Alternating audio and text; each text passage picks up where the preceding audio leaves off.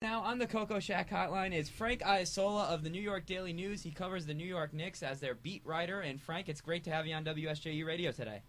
Thanks for having me. I guess we could either talk about Steve Lavin or Dave Mazur's recruiting class, or we could talk about the Knicks if you want. Either one.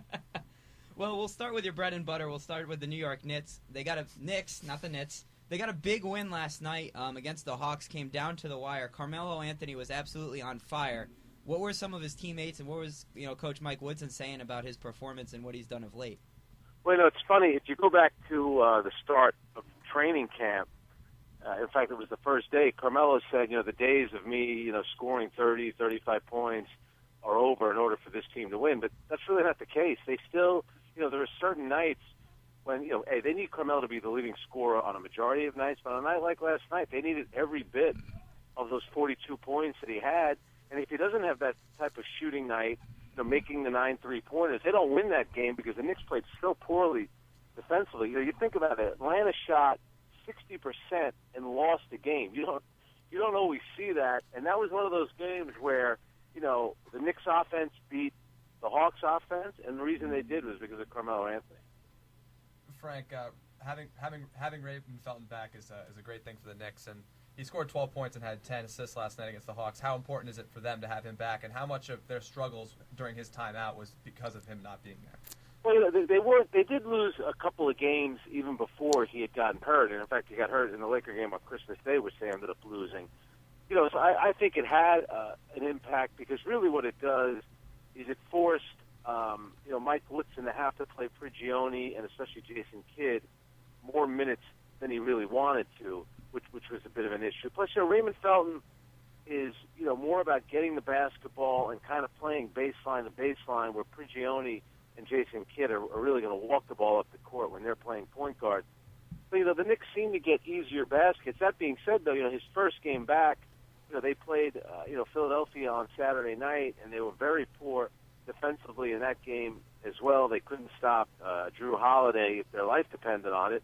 But I think it's good. Felton being back will help everybody because Prigioni and Kidd cannot be playing major minutes at this stage of their careers. Hello, Frank.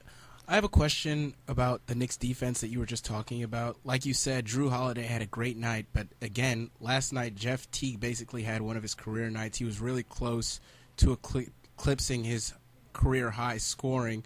Do you think that Coach Woodson will start playing Shumpert more on opposing point guards, or what do you think that they can do to stop point guards from killing them like they did last night?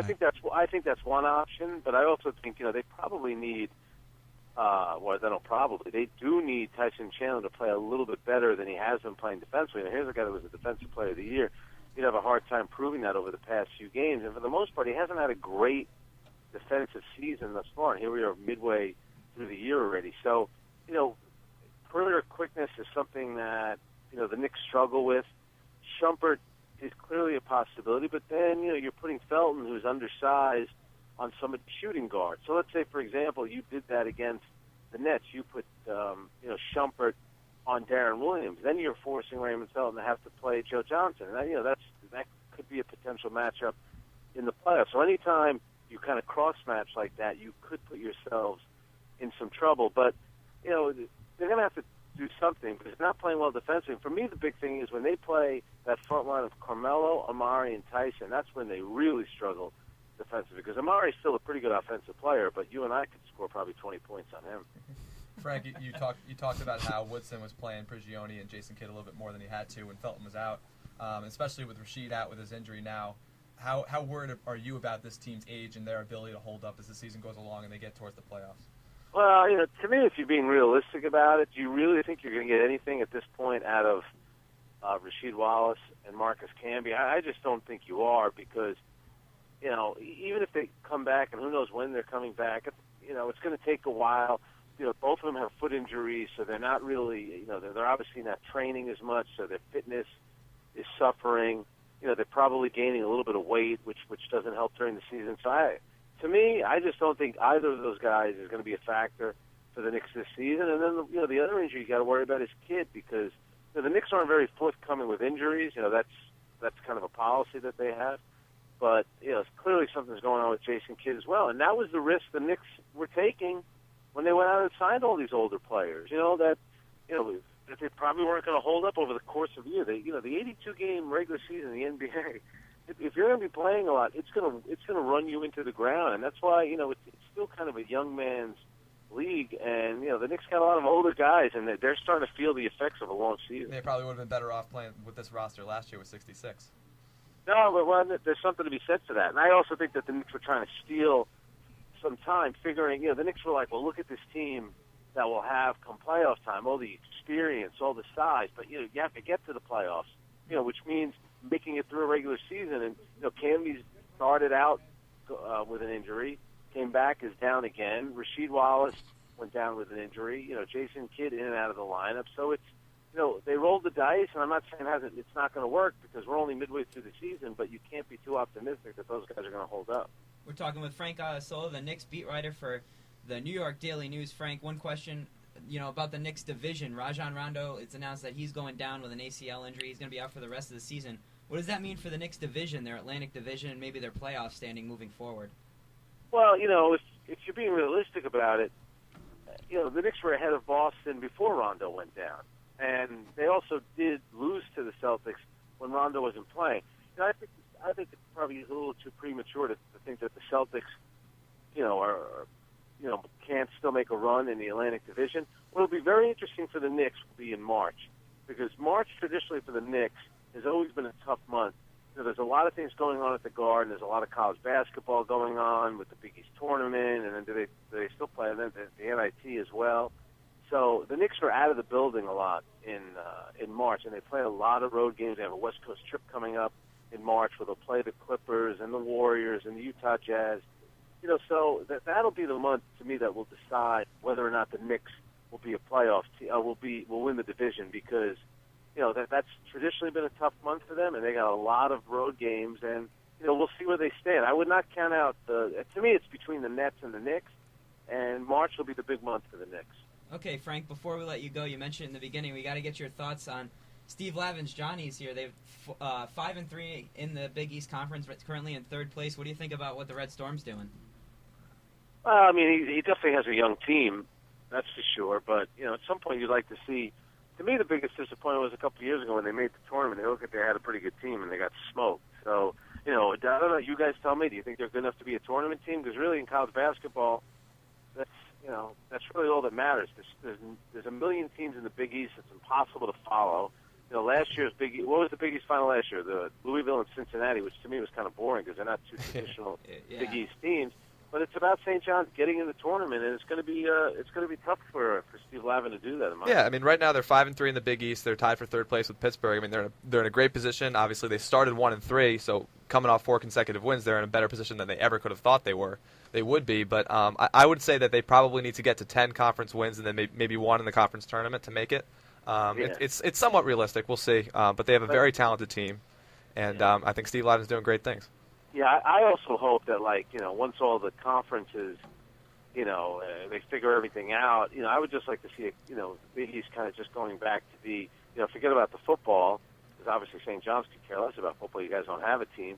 And just have, with St. John's and Georgetown and Villanova, and then if you have DePaul in there and, maybe Xavier, to me they could probably find a lot of good basketball teams. Temple would be another one. I'd like to see the Big East, whatever conference they form into, be more like that, where it's, kind of just like this traditional basketball, schools, and it'll be a much better conference, because right now it's too confusing. It's impossible to follow who's coming in, who's going out. It's real confusing. And Frank, before we let you go, I got to admit you're probably one of my favorite Twitter followers. But whether you're making jabs at the Miami media or the Berman of the Post, whatever you do, you're one of the funniest people that I follow. And I'm not just saying that because you're on with us.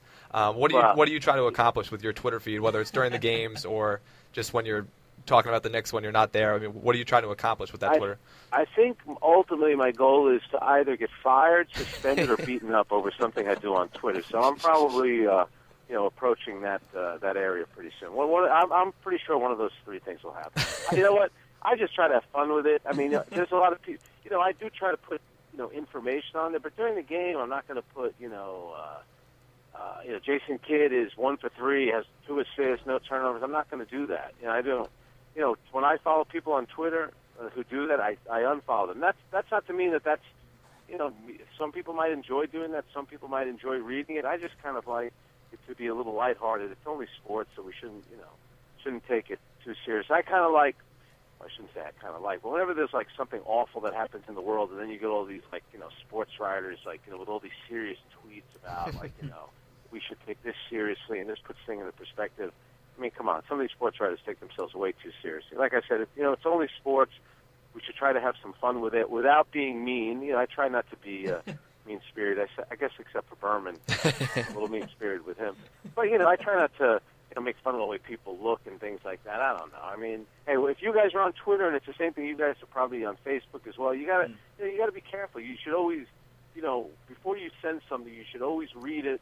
Maybe read it a second time, and make sure you know that once you hit that send button, it's out there basically for eternity. And believe me, I've made that mistake in the past. And I have so many skeletons in my closet. That's why I don't have a Facebook account. But with Twitter, you got to be careful with all that stuff. All right, Frank, thanks for joining us, and I hope that you can get J.R. Smith for us. That's a special request that I'm going to put in. I know that you two are such good pals. You like to tweet about him all the time. Yeah, he's the best. Maybe you guys should get him on. He didn't go to any college, so he has no allegiance to any school. So, he was here. He practiced here a couple times last year. Yeah, make him an honorary. I know we're not allowed to say Redmond because it's too politically. And we can't have Carmelo because he's a Syracuse guy. Exactly. Well, you should have him on and dog him a little bit. But yeah. And by the way, next year when I'm at a St. John soccer game, I want to see all you guys there. Oh, absolutely. So don't be hiding in your dorm rooms, sneaking alcohol into your dorm. Show up at the soccer games. Thanks for the advice, Frank. All right, guys. Thank you for joining us, Frank. Thanks a lot. Anytime. That was Frank Isola of the New York Daily News. He joined us on the Coco Shack hotline. Keep it tuned. You're listening to Quince in the Evening, the first ever.